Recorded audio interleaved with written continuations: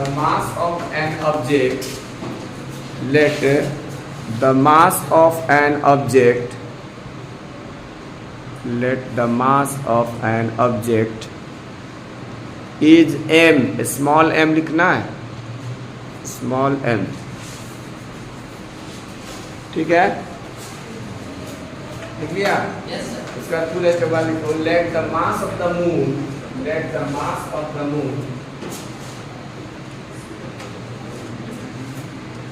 let mass of the moon is, ये देखो यहाँ पर बोर्ड पर mm, कैपिटल M और M सबस्क्रिप्ट में, mass of the moon mm, and the radius of the moon is rm, and the radius of the moon is rm.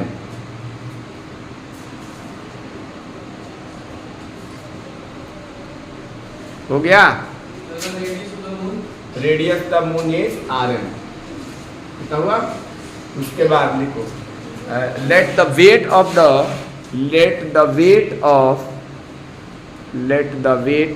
the object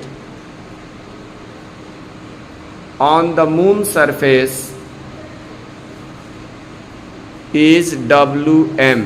W capital और m subscript में रहेगा, wm, ठीक है? उसके बाद जो है बोर्ड पर थोड़ा सा ध्यान दो। बोर्ड पर क्या ध्यान देना है कि यहाँ पर एक हमने ये मून ले लिया, मून ऐसे फिगर बना दिया, इसको मून मान लिया। किसी भी ऑब्जेक्ट का टोटल मास उसके सेंटर ऑफ मास पे माना जाता है, सेंटर ऑफ ग्रेविटी पे, तो ये mm यहाँ पे लिख देंगे, mm। और ये मून सरफेस पे है तो यहाँ पर हम लोग एक ये जो है ना स्मॉल m मान लिया। इन दोनों ऑब्जेक्ट्स के बीच की जो डिस्टेंस है या रेडियस ऑफ द मून है rm मान लिया, ठीक है? ये फिगर बनेगा। उसके बाद हम लोग लगाएंगे Newton's gravitational law.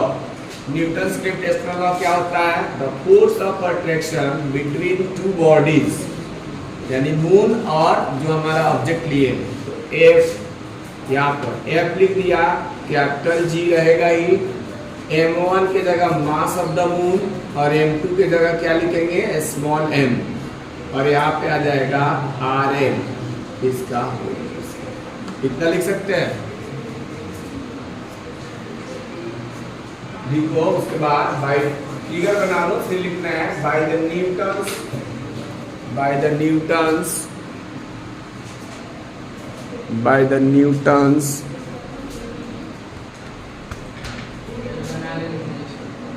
by the Newtons gravitational law, by the Newton's gravitational law,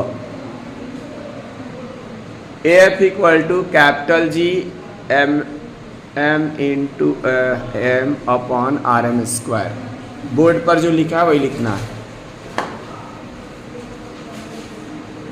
of the object on the moon surface, जैसे हमने बताया था स्मॉल जी कैपिटल जी का जब रिलेशन कराया था तो उसमें हमने ये बताया था कि किसी भी ऑब्जेक्ट का वेट ग्रेविटेशनल फोर्स के कारण होता है, तो इसलिए हमने ग्रेविटेशनल फोर्स को निकाल लिया था और उस ऑब्जेक्ट के बीच और उस फोर्स को ऑब्जेक्ट के वेट के इक्वल कर दिया। तो यहाँ भी सेम वही काम करना है। यहाँ भी हमने निकाल लिया the force of attraction between the moon and the object, जो कि F equal to capital G mm on rm square आया है, और उसके बाद निकाल लेंगे weight of the object on the moon surface। तो वो कैसे निकलेगा?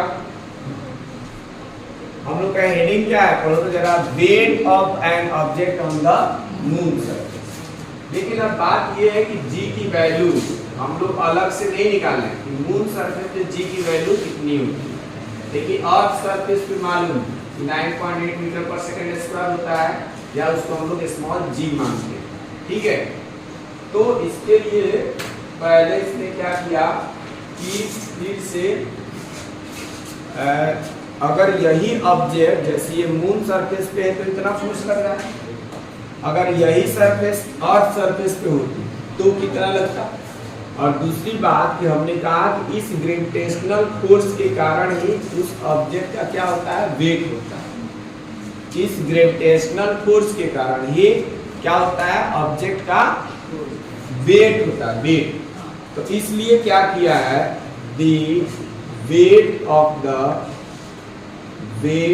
The small G capital G में रिलेशन लेकर नहीं दिया है तुम्हारा बुक में, जैसे दिया वैसे वेट ऑफ द ऑब्जेक्ट हम वैसे कराते जैसे उसका कराते, लेकिन जैसे तुम्हारे बुक में दिया the weight of the object on the moon surface या मून इज, यही जो है ना ग्रेविटेशनल फोर्स जितना लग रहा है मून और उस ऑब्जेक्ट के बीच में, वही gravitational force weight of the body on the moon surface के इक्वल होगा। इसलिए ये weight of the object on the moon surface equal to F के इक्वल कर देंगे, और एफ की जो वैल्यू है उसको लिख लेंगे ये capital G mm into M upon कितना RMS का, ये इक्वेशन। ठीक है। सिमिलरली अगर यही ऑब्जेक्ट और सरफेस पे होती तो जहां पर ये mm लिखा है और रेडियस rm लिखा है, वहां पर क्या हो जाता, me और यहाँ RS। ठीक है। तो अब लिखेंगे the weight of the object on the earth surface. अगर अर्थ सरफेस पे होता तो कितना होता, कंपैरिजन करके तब हम रिलेशन निकाल रहे हैं, कंपैरिजन करके तब रिलेशन निकाल रहे हैं। तो यहाँ पर हमने कहा कि अभी मून पर जैसे वेट निकालना था तो हमने ग्रेविटेशनल फोर्स निकाल लिया ऑब्जेक्ट और उस मून के बीच, और वही उसके वेट के इक्वल हो जाएगा। फिर इसी तरह से wait of the object on the earth surface निकालना है, तो वहां पे हम क्या करेंगे, यहाँ पर wait of the object on the earth surface, तो W इक्वल टू नहीं दिख रहा है, capital G MEM upon RE square, ये लिखते। ये अर्थ सरफेस पे वेट है और ये कहाँ है, मून सरफेस। अब डिवाइड कर देंगे, इसमें किससे डिवाइड करना है, जहां पर हमको वेट निकालना है ना उसमें हम दूसरे वाले से डिवाइड करेंगे, यानी मून पर निकालना है तो उसको न्यूमरेटर में रखेंगे। कहाँ रखेंगे उसको, न्यूमरेटर में। तो हम WM को डिवाइड करेंगे और यहाँ डिवाइडेड बाई WE लिख लेंगे। बेंच पर क्या बैठा है, डिवाइडिंग इक्वेशन फॉर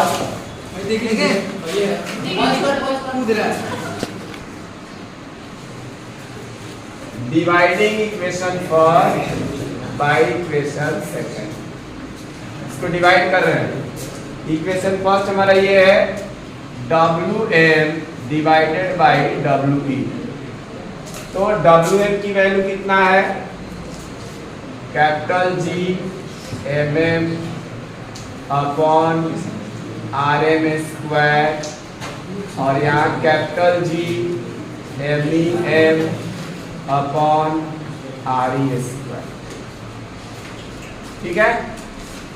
ये कैंसिल हो जाएगा, यहाँ से M से M क्या होगा, कैंसिल, और कैपिटल G से भी G कैंसिल होगा। MM जो है ना मास ऑफ द मून, जो न्यूमरेटर में रहेगा, mass of the earth denominator में रहेगा।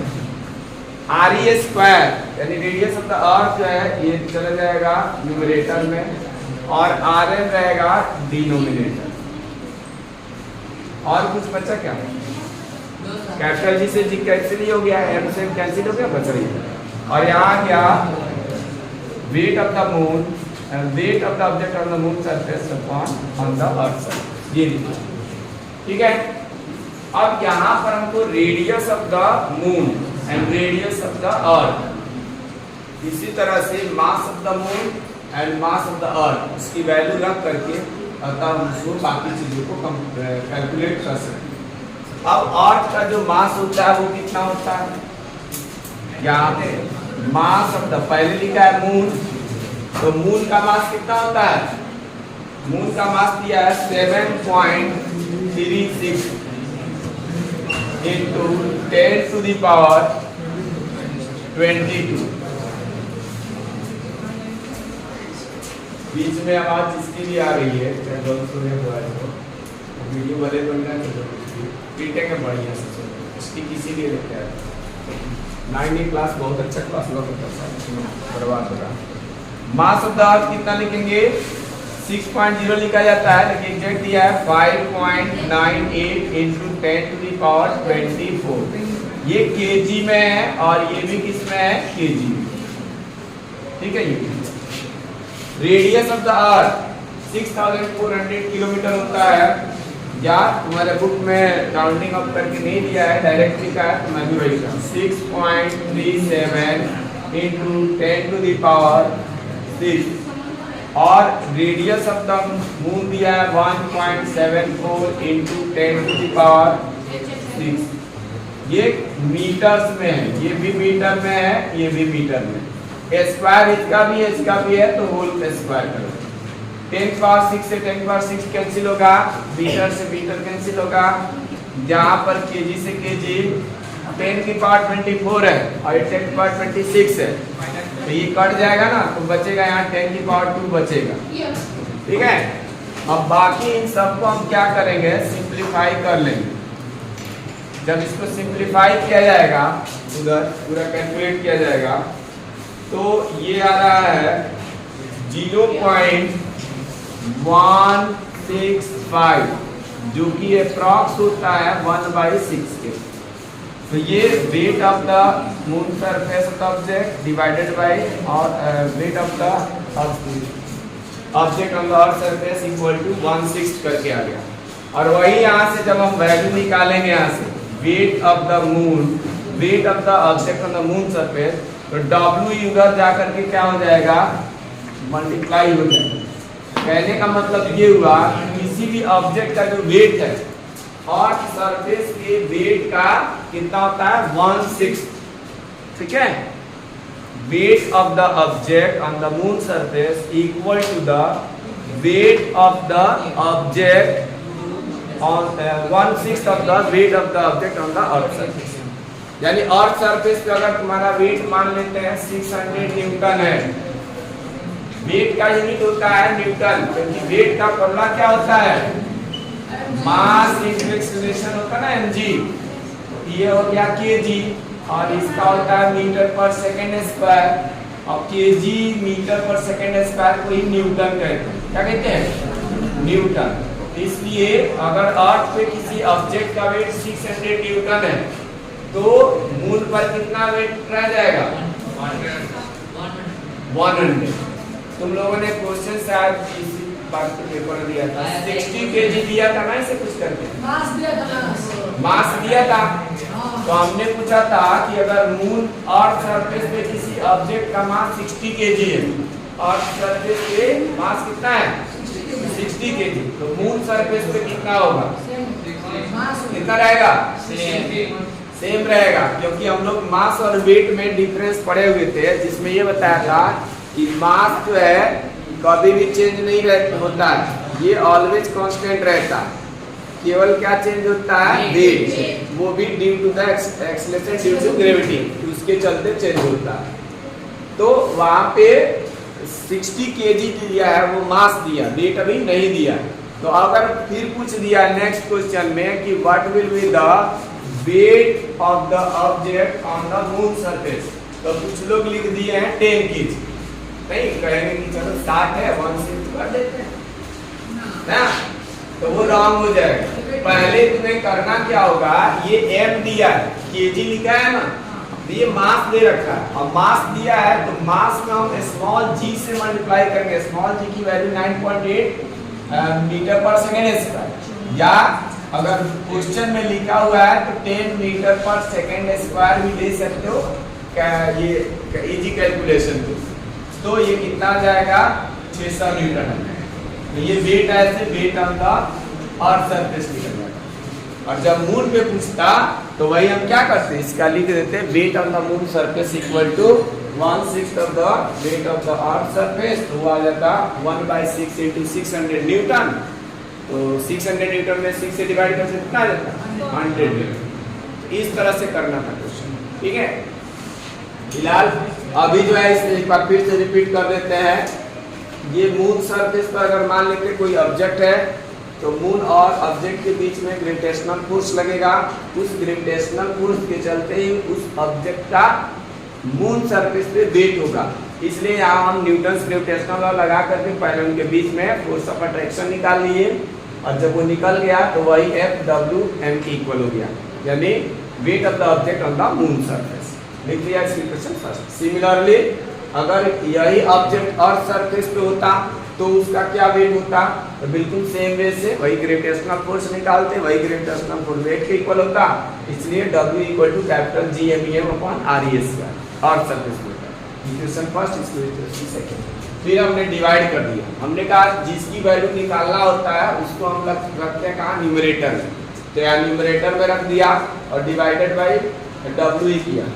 जब इसको डिवाइड किया कैपिटल G से कैपिटल G कैंसिल, और ये कैंसिल, इधर से बचा mm, इधर से बचा me, RE² चला गया न्यूमरेटर में और ये रहेगा डिनोमिनेटर। फिर यहाँ पर ये वैल्यू होता है मून का जो मास है 7.36 × 10⁻22 kg होता है, इसको लिख दिया। अर्थ का 5.98 × 10⁻24 kg, उसको लिख लिया। RE की जो वैल्यू है 6.37 × 10⁻6 मीटर, और मून का होता है 1.74 × 10⁻6। ये 10⁻6 से 6 कटा, मीटर से मीटर कैंसिल, और पूरे का होल है इसका, इसका भी इसका भी होल इसका। फिर जब इसको कैलकुलेट किया तो ये 0.165 के इक्वल आया, जो कि अप्रॉक्स 1/6 को डिवाइड करने पे आता है। इसलिए इसको हम लिख सकते हैं weight of the object on the moon surface equal to 1/6 of the weight of the object on the earth surface. तो ये हमारा फाइनल डेरिवेशन है, ठीक है। नोट करो इसको।